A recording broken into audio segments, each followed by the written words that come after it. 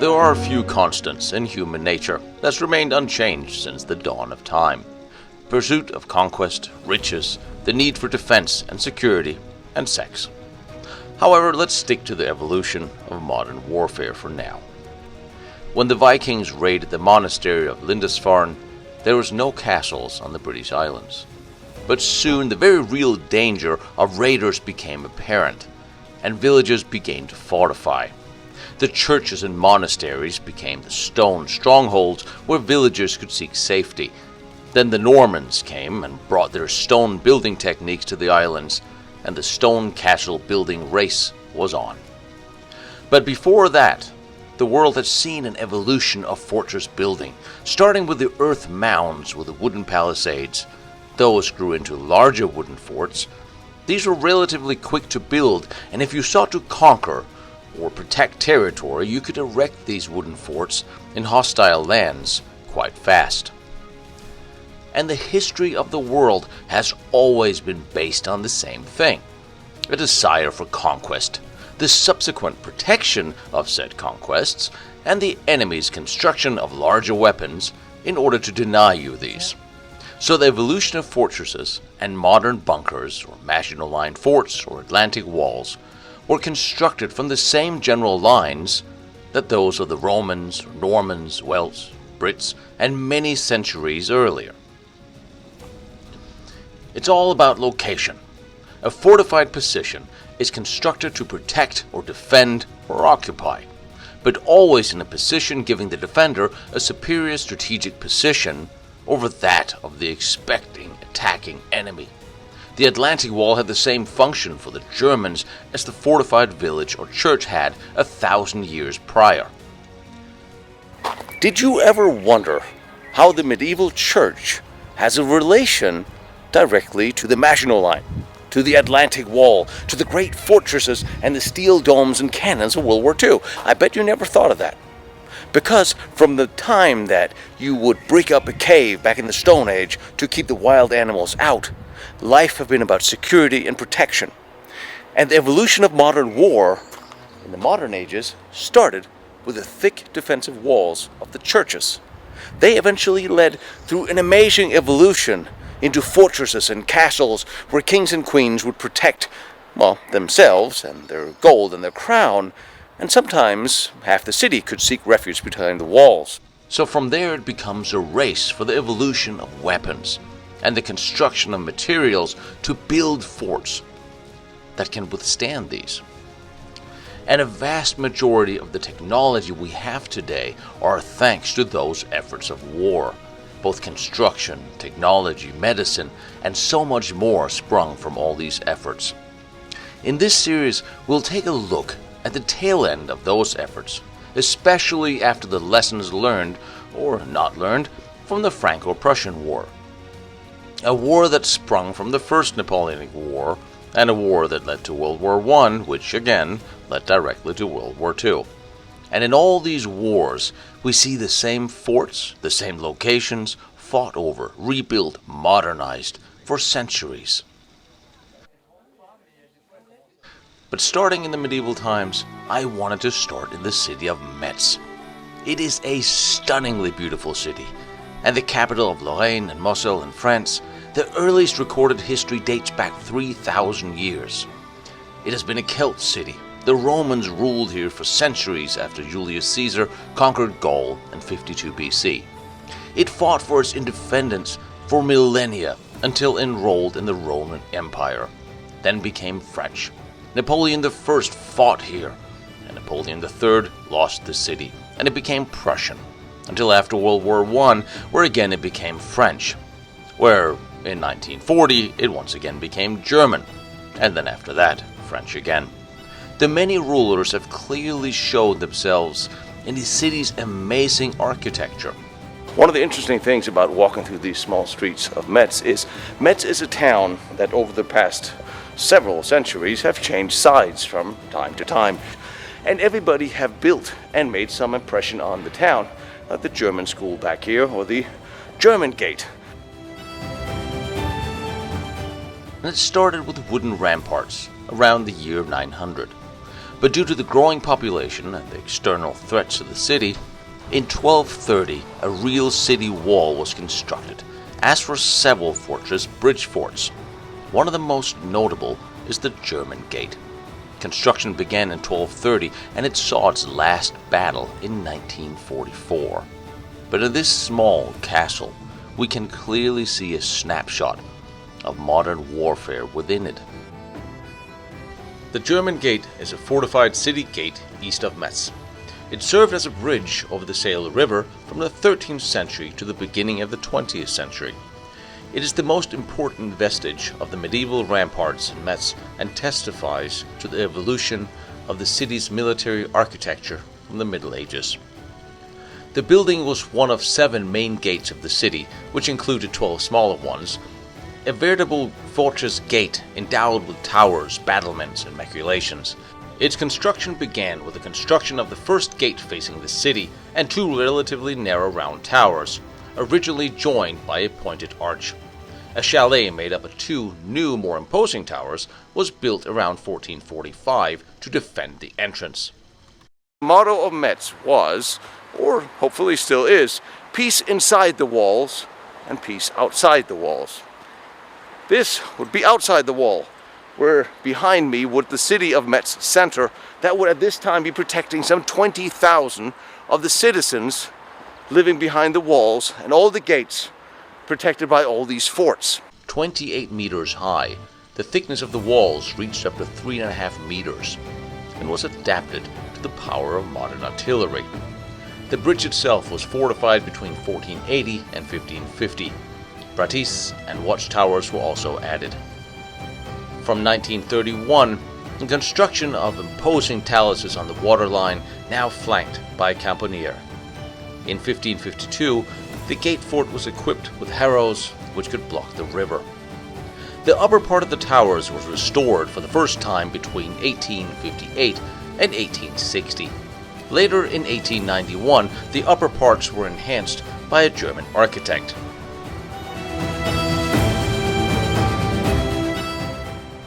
The German architect Paul Tornow, also responsible for the transformation of the cathedral complex during the annexation of 1871 to 1918, restored the German Gate. 2 things of equal importance to that of the archer of the Middle Ages and the soldier of World War II was his firing position, being protected and having a good view of the enemy approaches. For the archer, you might have an arrow slit or loopholes, needing more vertical space to move a bow, less so for a crossbow, and even less for a musket, a hand cannon, or a needle gun. Here, beautiful crenellations are interspersed with arrow slits facing in all directions from the fort. And inside the towers, you can see the same, as well as loopholes and cannoneers for cannon and powder gun, as well as holes and openings for light. Just like you would see in a World War I and II fortress. And when you look at the firing ports that was designed all the way back in the 13th century for archery, for cannons, for crossbows, even for lighting up the path of the enemy, you can clearly see the evolution into modern bunkers and forts. And 700 years later, when you visit the modern forts of World War II here in EMAEL, you see exactly the same layout of the fighting positions, the cannon positions, and the hole for the projector to light up the path of the enemy. This is one of these forts that are absolutely amazing because in this very place, you see the embodiment of the crossover from bows and arrows to gunpowder and cannons. You have the firing position for everything from crossbows to muskets to cannons. In these little holes, you could also put lights to reflect outwards, and you can actually see your enemy. And the little campanier down there. I'm absolutely in love with it. If you look at this, and you fast forward to the post-Prussian Franco wars in 1870, and look at the castles leading up to World War I and the Maginot Line. This is where it started. The little pillboxes, the little bunkers, protecting the moats, overlooking the access and entries. And here's one, started from 1526 guard one of the many forts that will protect the entry into the city of Metz. From the beginning of the castle construction, we have seen protective moats. Inside the walls, outside the walls, big and small, and in front of the firing positions. From the medieval times to World War II, this remains the same. And to protect these, you might have a caponier, in the center of a moat or interspersed in alternate corners. Many times you would then have to have a counterscarp at the opposing end in order to catch the fire from the guns of the caponier, not destroying your own fort. Very often there would be an underground walkway to the caponier if it was not directly connected to the fort.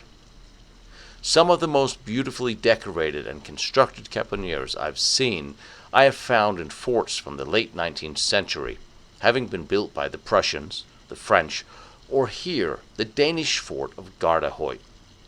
The caponier would have been armed with the same weaponry of the time as the rest of the fort. First bows, crossbows, then later powder guns, and eventually machine guns and anti-tank cannons. And one of the most fascinating caponiers I have seen must be that of EMAEL, where Canal Nord protecting the canal, here just like it did in Metz 700 years before. See a lot of doors. Oh yes. So we're walking straight into the bunker. No stairs this time. On one side there. Yeah. You had the other side there. Yeah, that's the side firing towards Calm.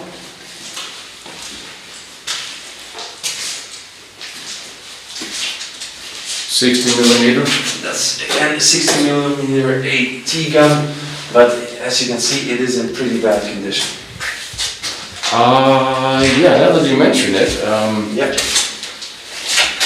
What happened here is that a shell got stuck in the breach towards the end of the fighting. You can still swivel it from side to side. So a shell got stuck. They didn't manage to get it out before the fort surrendered.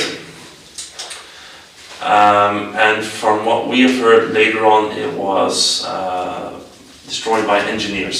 So they couldn't get the shell out, so they simply detonated. post-war or the That's Germans? post-war, yeah. Post-war. Yeah. So the Germans just left it sitting in there. Yeah, they didn't use it anyway. So. But you can clearly tell that the gun has been firing, because here would be where the casings came flying in. That was protected by a small rubber pad, and you can see the marks from the empty casings flying into this rubber pad. So you can tell it has been fired multiple Yeah, times. this was from the heel Yeah. projectiles. They would just ding this again and again. Yeah. Wow. And then you have machine guns upstairs. Yeah, upstairs you have the machine guns. This is just such a neat bunker design that you'll never see anything like this anywhere else, because where else would you need this? To defend a canal in this way. Yeah. So here you have the Maxim setup. That's a Maxim setup. The side towards Minor is only equipped with machine guns. The side of the bunker firing towards Canal South has only machine guns. The same thing, Canal South side there firing towards Canal North also only has machine guns. So they only have an anti-tank gun aimed outwards, which is the direction where the enemy So they come couldn't from. accidentally shoot each other. Yeah, Well, that's one thing, but also there's nothing on the other side. The only thing that's on the other side is this wall alongside the Alberta Canal, so there couldn't normally be any tanks coming from that direction. Because they have a very limited view of the outside, they use these plates to engrave their surroundings. yes. So they had, by this way, they had a way of telling what they were firing at. They could even engrave some fixed positions, like you would say the locks, a bridge, and then they would simply know, okay, we have to use this setting, and then we're straight on target. For a grenade, so if there's an enemy in front of the bunker, so in our blind spot, 3 floors or so no? there's a bottom, there's a floor below us, and there's a floor to the top. There's the emergency exit again. And on this level, you have the searchlights. There's still some of the mirror left. The dome itself, that's a ladder you have to climb up. Oh, right. Oh, yes. Yeah, that's right in front of us here. That's towards the observation dome. A lot of armored doors up here. Yeah, that's again, if one of the rooms gets breached, they can close the door and lock it off from the rest of the bunker. Yeah. But this one is interesting because again, it still has quite a lot of its equipment left. But there's a trigger on the side here. Yeah. To elevate it, you can use this handle and then simply push it from left to right. There's a small counterweight to help with the elevation. Yes, it's quite well thought out. Yeah, it is.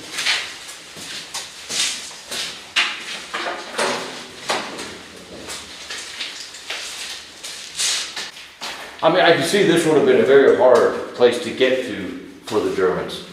Yeah, it's almost impossible for them to reach. The only way to reach it is to go past the canal. And there you have these two bunkers, north and south, covering each other. And even if you're below, how are you going to blow up this? Yeah. But in 1944, when the Germans and Americans were fighting for the city, this little castle was not as lucky. The bridge here was destroyed and there was some damage done to the fort that was repaired promptly from 1945, and again from 1960 it became open as a museum available to the public. Of course, a historic landmark. And it's here I'm meeting one of the local historians to tell me a little bit more about this city's history. Bonjour, madame. Metz was a free city of the Holy Roman Empire between 1234 and 1552. It was actually a republic.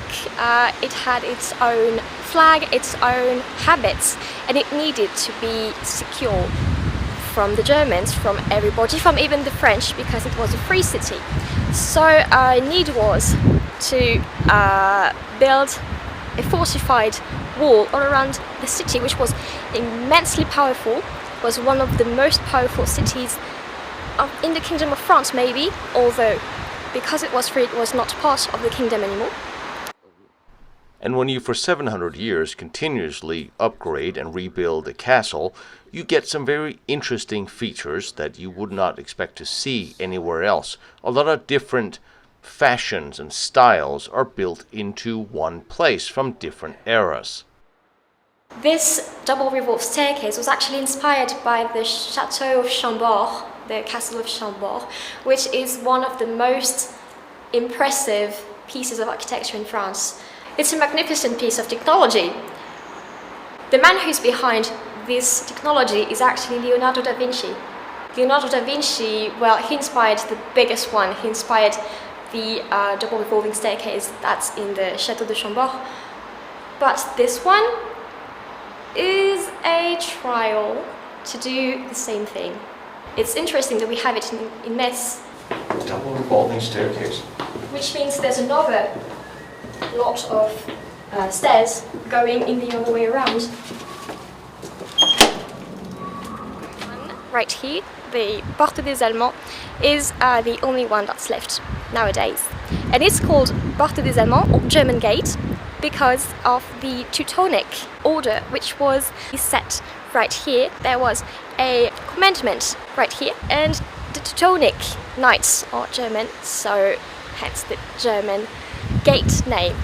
This area, and Metz, from the Franco-Prussian War, was German until the end of World War I, whereafter it was returned to France. In 1940, the Germans came back and reclaimed it, accordingly to quite the fanfare and little swastika-waving crowds as the new Gauleiter drove through the German gate.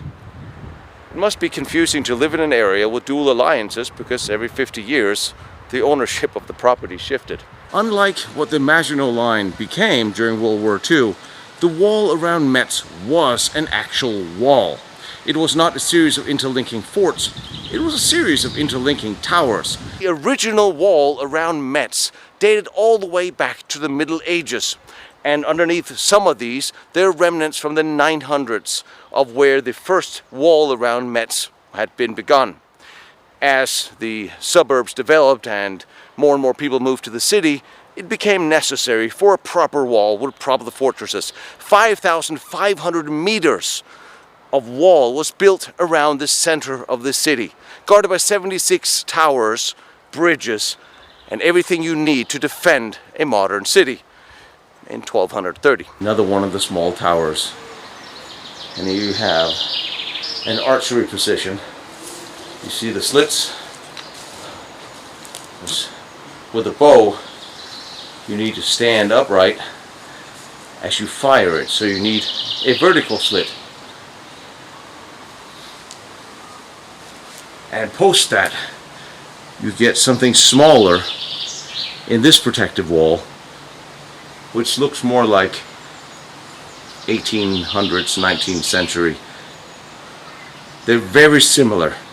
And this was a time of ramparts and moats and drawbridges. And you fast forward to the Maginot Line or the Atlantic Wall or the East Wall, and you see the same thing. Ramparts, drawbridges, firing positions, straight out of the 12th century. However, fortifications or walls are not cheap to build, but the ingenious people of Metz found an interesting way to go about doing it. This tower is called Tour des Chandeliers, which means the candlemen. So that means a guild of people that made candles was right here. And this one we just have to continue to follow and see what's going on there.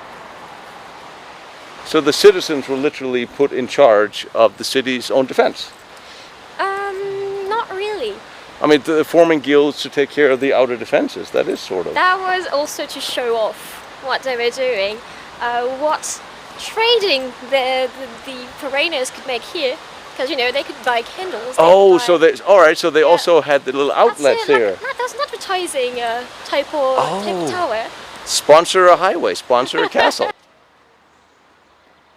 This one is called the Spirits Tower, and it was used to scare the enemies away.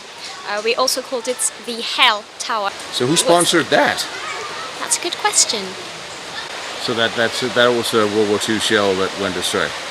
It probably didn't make it any better. Maybe it wasn't the original bomb that destroyed it, but it definitely went downhill afterwards. Actually a good thing that it's still open, because you can see an arched ceiling. That shows that that's a 14th century tower, and you can see just by walking around it, because you can see this arched roof. How old is this segment? I would say 14th, just like the other corporation towers, just like this one. The guild towers, which would make sense because all of it was probably constructed in the same century. The people defending the city were hidden by the walls, by the vegetation also, because there were probably also ivy back in the day. And you can see all the boats coming in, and that was a very strategic place to defend the city. It doesn't look high, but we're very high above the water. You will see that the water is actually very low. And that was easier to, shoot the people on the boats. Because people would have to cross the river or come up in boats to get into the city citadel. Right. So you shoot down on them. Or you... Actually, on this section of the city, yes, that was the case. You still see, for hundreds of years to come, elevated position, defended behind walls, and you shoot down on your enemy that you have to put down in an exposed position below you, making it hard for them to fire up. This is perfectly sound tactics, and they pretty much maintained all the way from the Middle Ages. Yes. Way up till today. And it worked. And it worked. You see the firing ports are slanted, so you can't sit on the other side and shoot straight into them. They're actually at an angle. This must have been, this is a musket, this is for black powder rifles, this was not for bows and arrows or crossbows, because you really couldn't get a crossbow in there, so this is for long powder guns.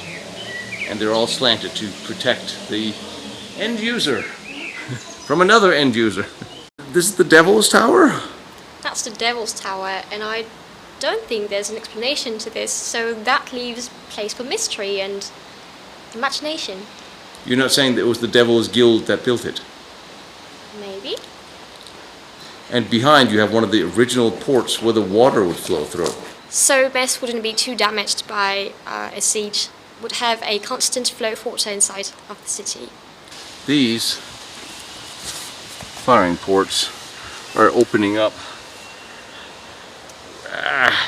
just along the side of this, where practically into the tower.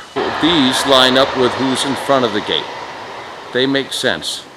But these are slanted the same way into this wall and into that tower, which is, they should have been angled a little different to actually point out on the path. Given the many evolutions and reconstruction of this fort, it's entirely possible, of course, that the batters here by the walls and the tower were later add-ons after the gate. And Metz, truly a beautiful city worth protecting, with all its inhabitants and its thick-walled granaries and cathedrals. But when the German gate was planned and built, the first black powder cannons had not yet arrived on the battlefields of Europe. And yet it was built strong enough to withstand the trebuchet, the main siege weapon of the day. The trebuchet would hurl large stones to breach the castle walls, just like the first large metal cannons would initially fire heavy rounded stone balls. However, the main weapon of the warrior for many centuries were still that of the arrow and the sword. And once the first cannons slowly began to enter the battlefield, both as large and small hand cannons, their impact was not particularly noticeable. They were expensive to make and to use, and were somewhat unreliable, and at times had a habit of violently disassembling themselves along with anyone standing near them. Several kings of that time lost their lives when their favorite cannon self-destructed. It was not until the 1400s that metallurgy advanced to the point where they could produce cheaper and more reliable cannons, and from there on, the big gun began its victory march towards the title God of War. Now, with the prospect of cannon fire coming straight at you from the front or raining down above you from over the ramparts were pushed further away from the castle walls. The cannons were embedded amongst earth mounds behind stone walls. Built ramparts were built and magazines were built into them to protect the gunpowder. Of course, as here in the royal Danish castle of KRONBORG, there was both ramparts, you had cannons placed in front of the ramparts, and on top of the walls where the cannon placements were less likely to be hit from straight on, especially as here in KRONBORG, where the biggest danger from this side was from naval artillery, less likely to bombard from above like a mortar would. For added safety, the cannons were placed inside the walls or behind thick, deep ramparts where they would be protected from straight-on fire. Observation domes sprung up in the 1900s that would protect the observer from straight-on fire. And here, a little bit further down the coast in Denmark, you'd see some of the heaviest artillery I've seen in coastal fortifications. It almost looks like siege mortars. The fort was built here outside Copenhagen as part of the coastal defenses. Charlottenlund Fort is an amazing array of 3 batteries of 29-centimeter howitzers that could literally rain shells on any ships coming within range. And since their biggest objective were shipping, and the ships at that time was less likely to carry any kind of successful mortars, it would be very hard for any seaborne invasion to succeed and actually fire back and do damage to the well-protected and well-shielded howitzers. But this was a sign of things to come. As the big guns grew larger and more deadly and expanded in their capacity, it became more important to seek shelter, also from shells coming from above. Naturally, castles were built then, as now, with thick walls, in order to withstand heavy projectiles hurled at them, just as the soldiers up-armored to withstand the arrows, leaving the bowmen to make better arrow points and stronger crossbows. But as gunpowder entered the battlefield, all that changed. Even the most heavily armored knight could not withstand bullet and ball. Now, forts had to be stronger and thicker. The the soldiers needed better protection, and the cannons would improve from the muzzle loader to that of the breech loader, and the rifles would replace the muskets. New tactics were developed. New castle designs sprung up, such as the Star Fort, making sieges much harder for the invaders. But not until the late 19th century did cement begin to replace stone in the forts. And not until late World War I was the forts built with cement reinforced with rebar. It was also easier to teach a man to shoot a gun than to shoot a bow and arrow, and it was cheaper.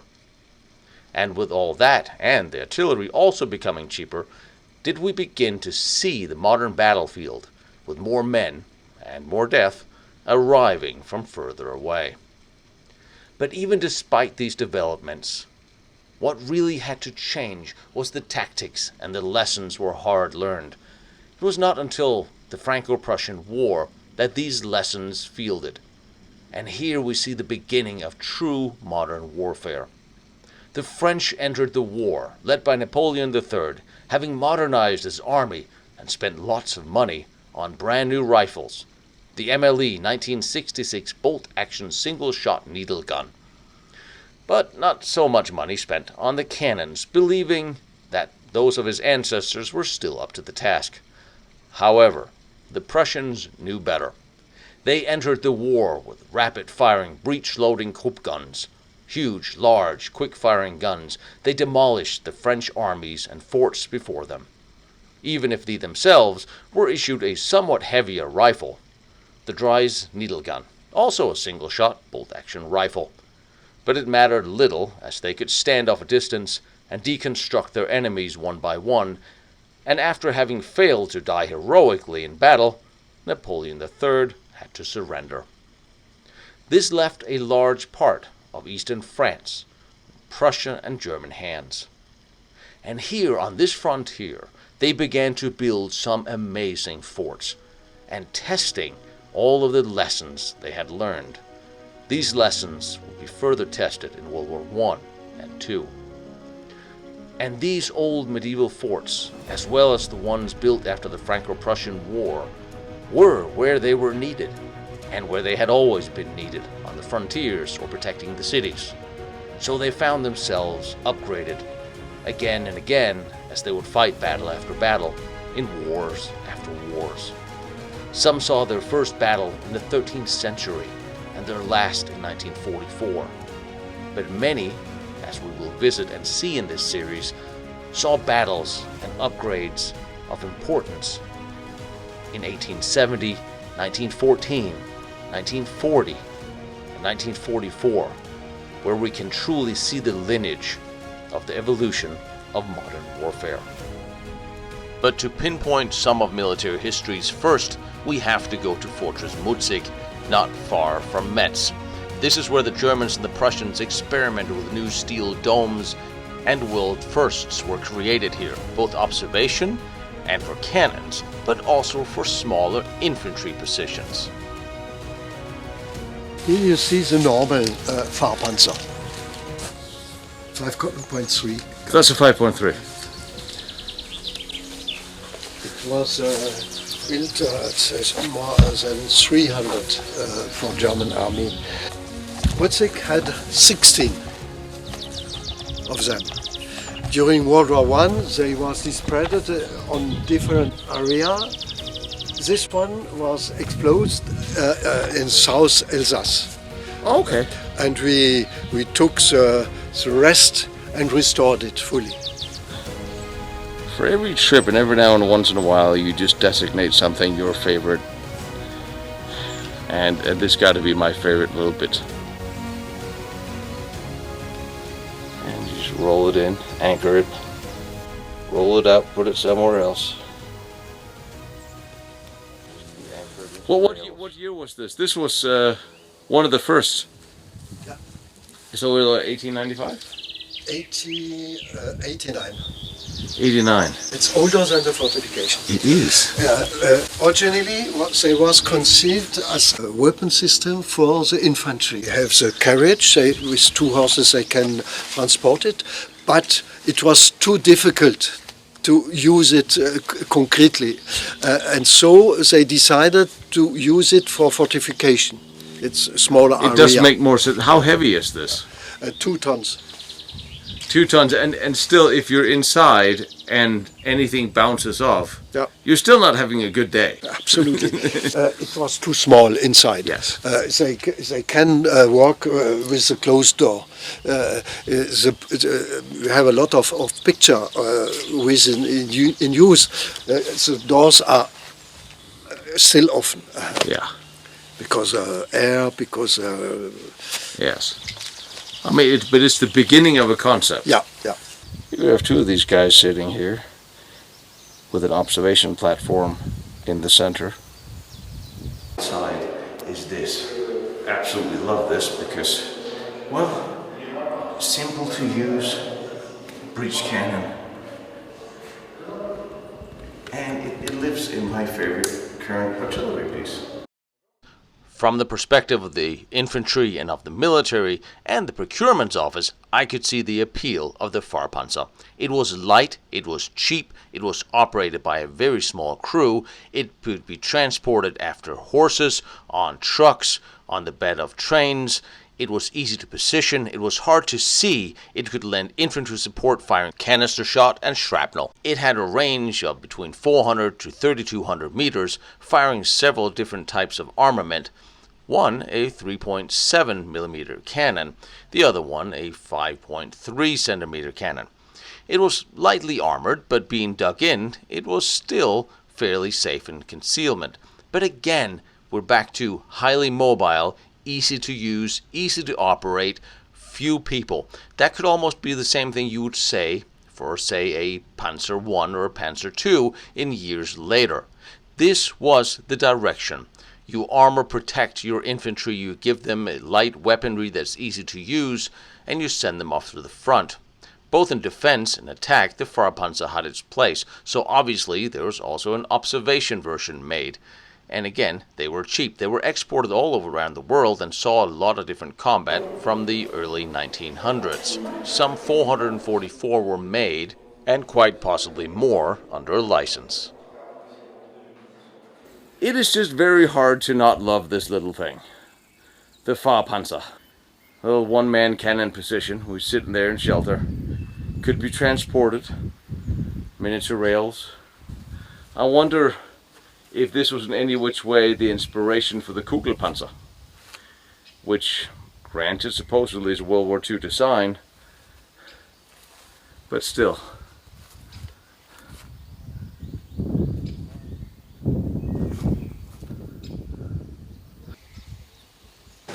The main problem of fortification is the turret, the artillery. Yes. A 4 is artillery. Without artillery, you have no 4. It makes no sense because the aim of a fortification is to block the enemy who needs roads and railway to deploy his heavy charges, guns, ammunition, supply. The main gun is a 10.5. The firing range belongs 11 kilometers.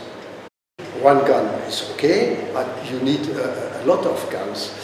More you have, the better. You need to rise the elevation of the gun. Yes. And the opening is greater. The greater you have the range, the greater the opening. The engineer searches for solution to protect the opening, the firing opening. You have 2 methods. Minimum Yes. opening or disappearing technique. Yes. The 2 systems was in test in MUTZIG. 8 of each are built on the first works of MUTZIG, and 2 years long they was tested with real soldiers, not with specialists or engineers. After this test, they decided how they will, what systems they will use to the 10.5 turret. What was the problems with the turret?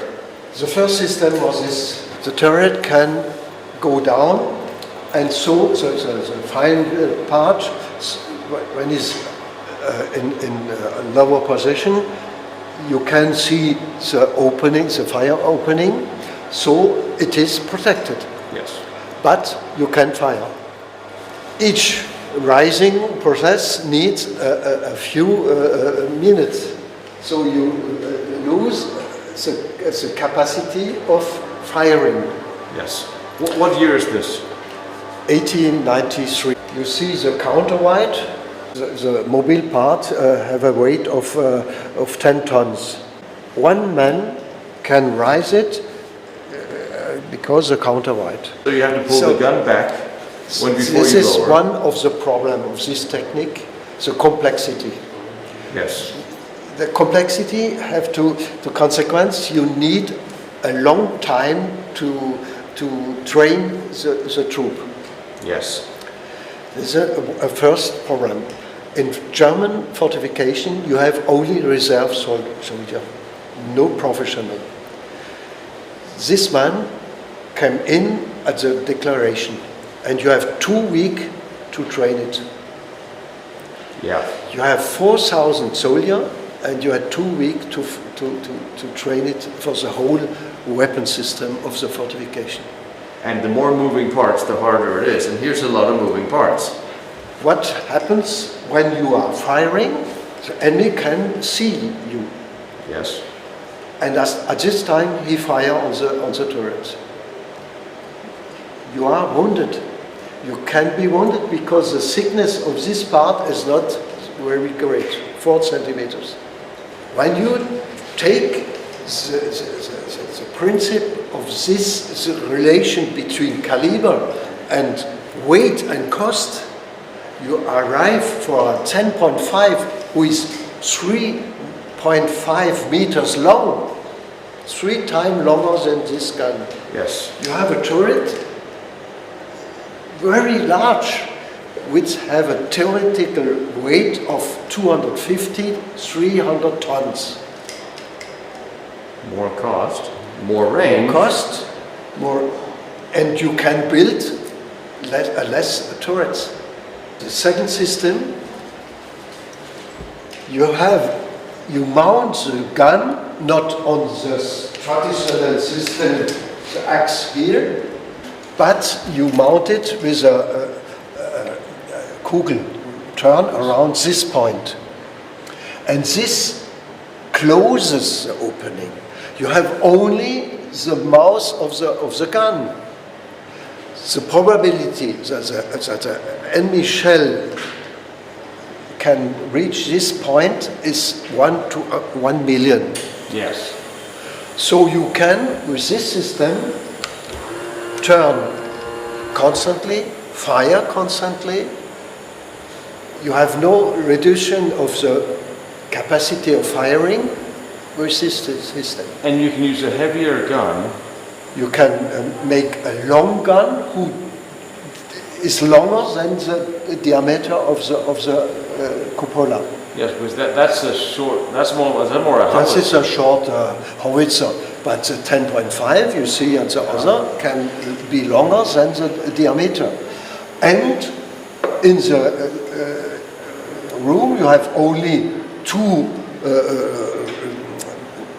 cranks for the height and the direction. The same than a normal gun, so you take an artillerist of each artillery regiment. In a few hours he's able to use this turret. Shells from 40 kilo at 7.5 kilometers. You have a weight from 65 tons. 55, 65. 250 or 300 for the 10.5. 98 they began to conceive the 10.5 turrets. 85 tons, 9 shots per minute, 11 kilometers. You compare this with French solution, the Galopin turret. You saw it in Douaumont or Uxonier, Épinal. Yep. You have a turret his weight 250 tons. And it's expensive, it's complicated. For the main price in German, you can build 3 turrets for 1 French turret. The French turret had a capacity of 4 shells per minute, a range of 7.5 kilometers. 9 multiplied by 3, 27 shots, 11 kilometers. The explanation why French force received only 1 turret. Smallest German fortification have 6 turrets. The smallest, 6 turrets. The rule at this time, when you attack a modern fortification, you must provide 10 times the attacker. 10 times more attack guns than Yes. the fortification. You take a fort with 1 Uxonier or Dormo, 1 turret, you need 10 guns to attack. MUTZIG 22, 220 guns to attack. Or French army at the war beginning have 315 guns, heavy guns. 2/3 of French artillery will be necessary to attack MUTZIG. Did they attack MUTZIG? Two-thirds. Did they attack MUTZIG? Did they fight here? No. Not far from Fortress MUTZIG is Festung Wagner, also not far from Metz. This was also one of the defensive forts that was built and fought during World War I and II, but here we can see the result of all the Germans' hard work leading up to World War I. The 10.5 in the turrets they eventually decided on, and these have been restored by the father-son team that I am most impressed by. So the empty shell casing will just disappear down there. Yeah. That's very clever. And this is a tray for change the tube. Yes. That's why you have the long barrel laying down there, You make and then you would need to crank it up through one of these here with the chains, and it would come up through here for replacement barrel. And this is for the hand turning of the turret. Yes, it's for elevation of 26 tons of turret. This will just lift up just a little bit like Yes. the other one, just a couple of centimeters. And this it's for the elevation of tube.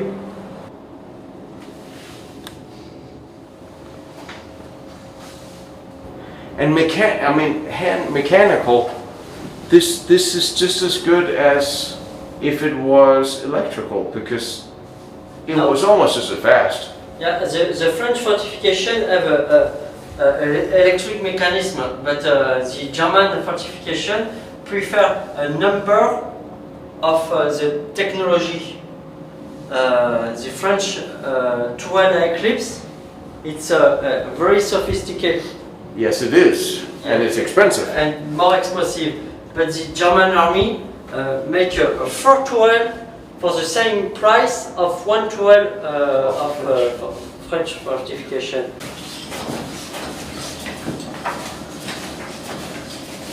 So this is where you see, literally just turning.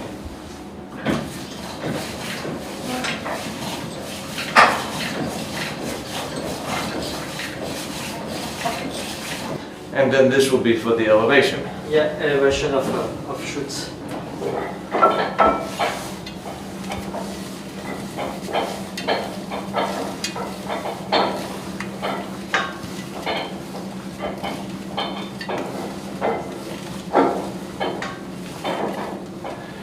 And that's really clever, because you see the little nacelle that you clipped around the barrel that moves independently, but it keeps anything from coming in here. That's really, really well thought out. And you would have the shell sitting down here, and you have all the gears. Yeah. So it's not even really that heavy. Yeah. And it will swing it by. Hop! Of course. Yes. Who else? And you have a telephone, Yeah, original telephone, yes. and you have a speaking tube, Yeah. And you have more- ventilation and a shell or stockage. no, yeah, this is the elevation. Two elevation, yes. So on the other side, he could do the big handle, and then here you could do the small Yeah, handle yeah. for for the fine Yes. tuning. Yes. So the commander would sit here, Yeah. and he had a little. He even had a little observation, so he could see out. Well, for look, not a French soldier in the building. And then you had this, which would be the actual degrees, absolute billing. So this would just fall around, so you'd know exactly where the gun was pointing. And this is the ammunition lift. Yes. Yes. So it'll come up there. Two model for 112. This and this.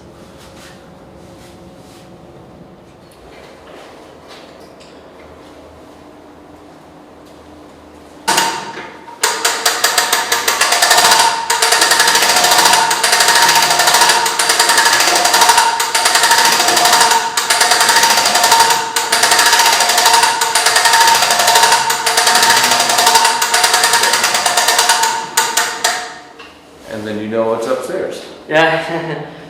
So can you just turn it the other way as well, or do you have to flip a switch, or I'm just curious? And switch. Or then you just switch and then you go back down again. 10.5 centimeter barrel, and for the 150, it would kind of cut off right there. Yeah, yeah. This room is for make a fuse inside in the shell, Yes. and after the other room it's for assembly, make a Assemble. shell with dewey inside. So the fuses would be in here, Yeah, the shells would be in there. yeah. This machine it's for make shell with dewey. Before you make a powder The powder sticks. inside. Yeah, Yes. for shoot the shell. So you would put powder sticks in there depending on the range. Yes. So if you needed 5 kilometers, you only needed so many. If you needed 10 kilometers, you needed more. Yes, you make a 3 stick of powder for 10 kilometer or 10 stick for 20 kilometer. And then you would put it all together right here. Yeah, yeah, make inside the shell inside after do it and close.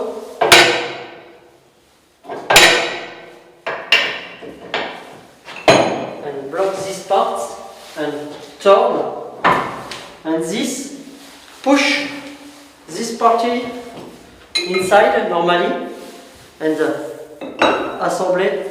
So that would push the projectile into Yeah. the. All right. So that okay. So that would go. So that goes on here, and that would push the projectile onto the Yeah. shell casing, just like when you reload today. Yeah, yeah. So a 2-stage ammunition. That's interesting. Haven't changed at all. And I guess you have 4 people working in here. Yeah. I'm guessing that because you have 4. It's for the Delicate. and this machine it's for make a good form of the dough. So that will crimp the shell, Yeah. the casing. Because the hot product hot it's deform. Yes. So this will crimp the casing. Yeah. And you know what is interesting? make This room still smells like powder. yeah. It smells like powder in here.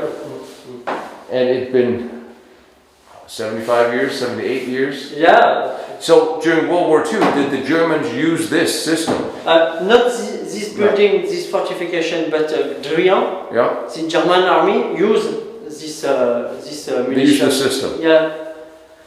So that's fun. Yeah. It's interesting to think. But that also means you could reuse the shell casing. Yeah. So you don't need 10,000 shells and 10,000 shell casings. Yeah. You just need a couple of hundred and you can keep. Yeah. So logistically, this is much simpler. But of course, you need more people who know what they're doing. Yeah.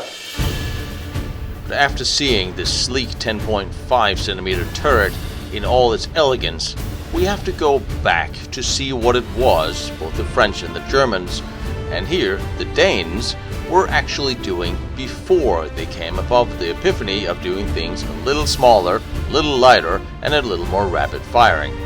We're going to the 100+ ton turret that has been well restored, well taken care of, but this is one of the biggest steel dome turrets I've ever seen that was built in the late 1800s. Alright, so now we're back in the day when you're hand cranking your cannon. Yep. Holy hell. This is something you don't see every day. And that's the entire 100-ton turnable tower of German design, a company called Prussian. And it's fully functional 130 years after we installed it. This is amazing. And the only parts that they replaced are the wooden parts of the floor and the beams you use to turn the tower. So it runs on little wheels. Yeah. When was this built? The fort was finished in 92, so between 1890 and 92. So I wonder when it was, one thing is when it was installed, I wonder when it was built and designed. So that was bought by Krupp, so you have to ask Krupp about getting the designs for the towers if they have any records of that from the First World War. And the Russians stole them after the Second World War. Yeah. So what is that there? That's for the hole for the cannons. Yeah, this is a hole for the cannon. Actually, you would remove the floor and take it through there, because what you see there is the hydraulics to lift and lower the back end of the gun. But so you had we'll show you a lot about that. Oil-filled hydraulics. No, these are some of the first hydraulics in Denmark, and they're sold that they're not using oil but glycerin. Glycerin? Yes. That sounds interesting. So you have a 4-man up here? It depends. I've seen records saying 6-man and records saying 8-man. And the most comfortable number we can think of is 8, so we'll go with that. Again. And so you write down here what direction, what is in the different directions? These are the important bits. You see, this one is a railroad bridge over the canal, which is a flooding area. We have to defend that. And if you cannot defend the bridge, we will destroy it, because there's no reason if you have to have a flooding if you can just march over it. These are industrial areas with water mills. And if the Germans took that, that would be free energy, so we're a bit of salting the ground. If they come, destroy the water mills. We have over here, the Lyngby Fort, which is our closest neighbor in that direction. Everything is in opposite directions. Yeah, because so this is the big pen of where you are, and we're on degrees. Yes. We have 628 degrees. And that is, of course, 200 times pi. Swedish guns, basically just the barrels. This one is not supposed to stand here. Behind you, you see the ammunition elevator that continues the way up. This weird little thing actually requires you to know that this part, all of this, was not supposed to be here originally. This is installed later than the original installation. And that little thing is a cage that hangs up here. And as you can see, there's a handle where you can turn some wheels, and that's a ventilation system. There's a fan up here. So this guy hangs in the cage up here with the ventilation system, and he reads the numbers, the direction as well. Yes. So that's his job. One small man in a small cage hanging under the turntable, the turnable tower, turning a small fan to keep all of the smoke out of the tower, which is impossible for him. And pre-World War I smoke was a big problem. Yeah, It was very dirty and very toxic. Yeah. And so where would the gun commander be? He would be upstairs? The one? The gun commander? Yeah. No, you have a commander down here, but he will help push the tower. Do you want to try? Skal helt ud.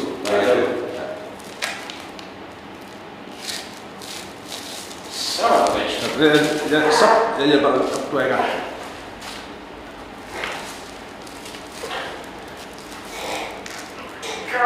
come here and tell me I can't turn the fucking down. Holy shit, this is heavy.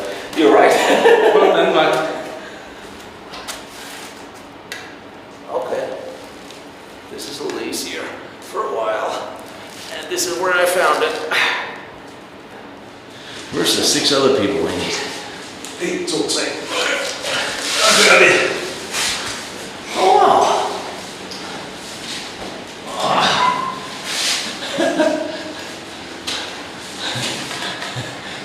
You're right, this is heavy. It is, that's 100 tons of tower. And it's geared that we're only pushing 10 ton. There's a big gear down there, a big gear over here. Turning the big gear over there. Turning the tower. Turning the opposite direction of what we are moving. I want to see this gearbox.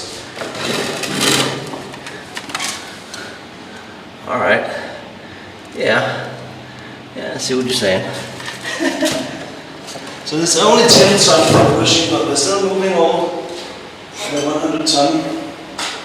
And you have to turn it down here 10.5 times to turn the tower 1 time.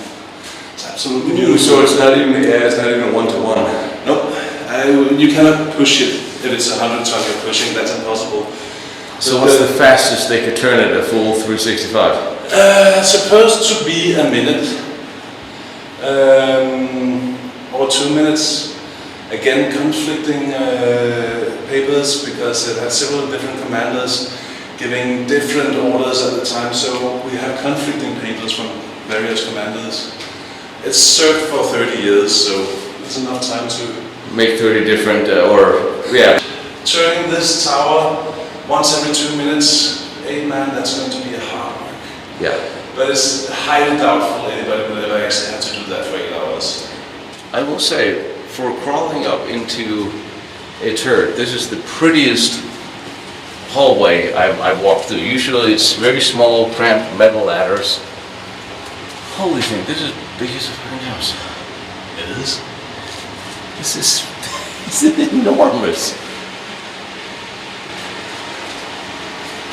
And extremely unpleasant once you get inside. So you do the whole walk around? No, you cannot anymore.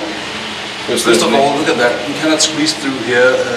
This is a brake mechanism to make sure the tower doesn't turn on fire. Oh, okay, so, alright. Brakes.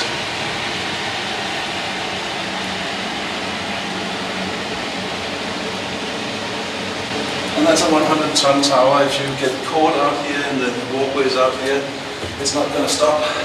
Yeah. This is the biggest turret I have been in for,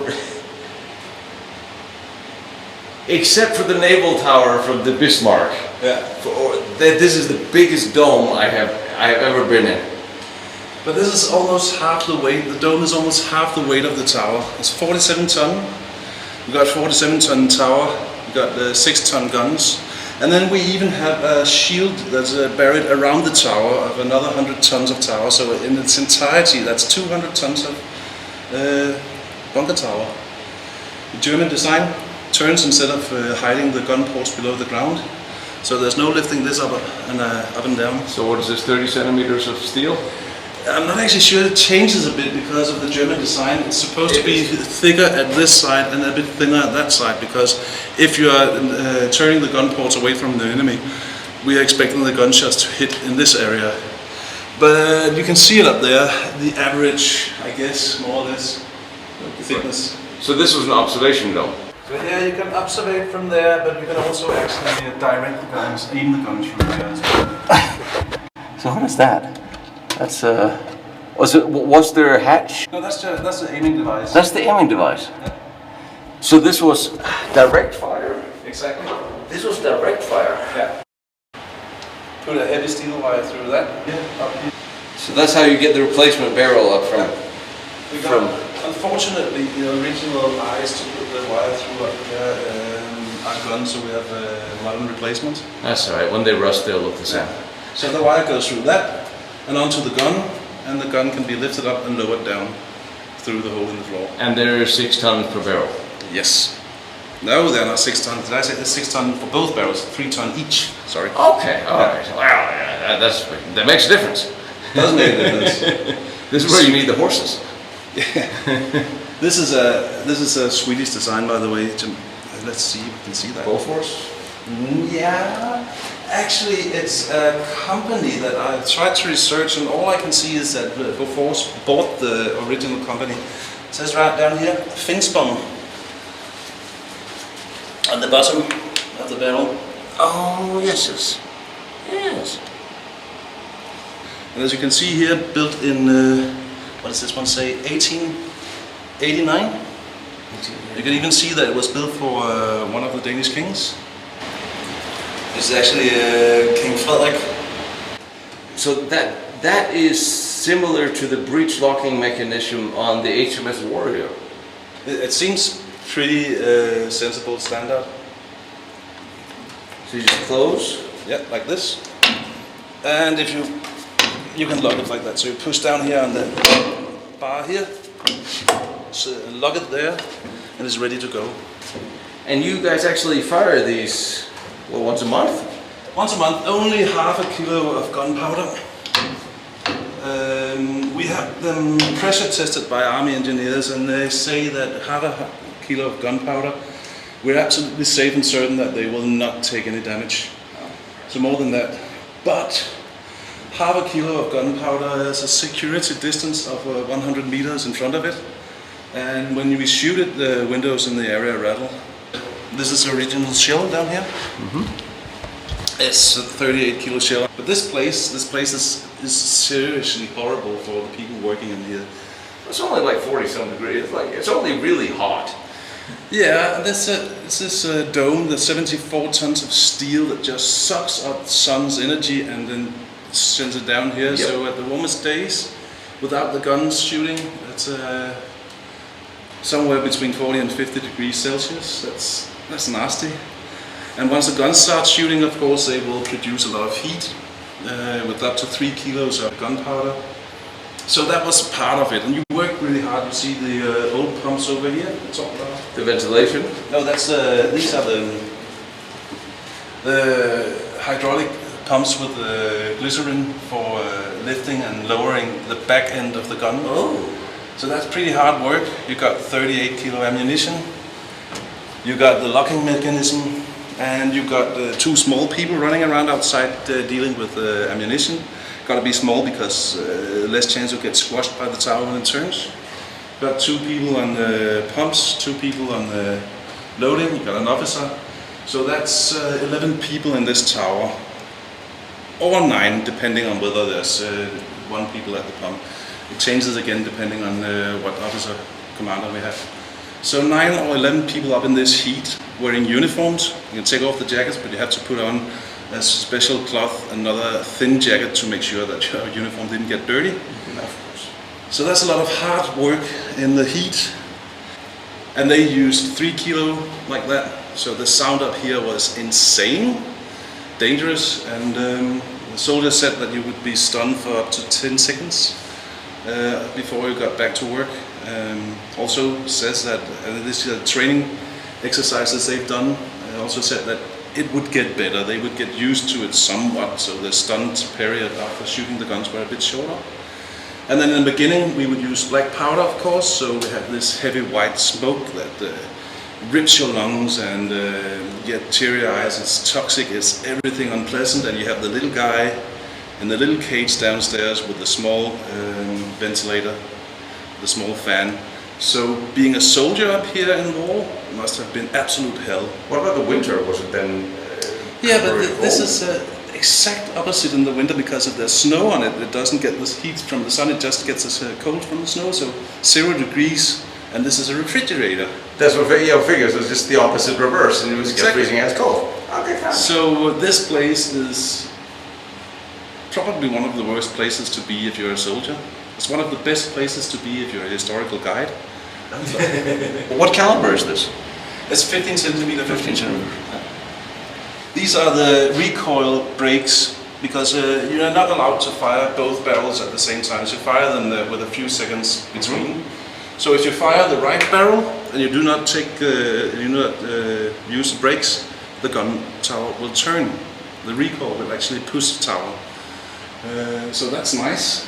We have 2 recoil brakes, one on each side. Yeah, there's no moving. They don't move back. There's no moving recoil. Yes. They do. See this slide here. Oops, sorry. This slide here is the recoil rail system. Yeah, so it moves. I think as much as this. Okay, so it does bounce back. It does a lot. But you have to do something. You're shooting a 3 kilo charge, moving a 38 kilo steel object 5.5 kilometers in that direction. There's got to be an opposite reaction. Racing has been cleaning and refilling the tanks of glycerin and replacing the floor. Everything else is as it was. Because it's again protected, we're not allowed to repair it. Oh, okay. So we can clean it and hope that it works, and it does. So so it's 125 to 30 years old and it still works. It does. So that's for the moving barrels up and down, and what's that for? This is part of that system. I'm not entirely sure how it works because we try not to use it anymore. Yeah. We really do not want to destroy it now that it's still working. This is just fascinating to see. And this was literally physically to grab this and pump it. Yeah, you can try it if you want. I thought you Just said you want. a few pumps if you just to get a feeling of Why it. do I feel set up again? Holy shit. Okay, then I'll start moving the whole machine. Yeah, maybe we try the other one. Of course, there's one for each barrel. Yeah, that one moves. But let's see, things are needing a bit of cleaning.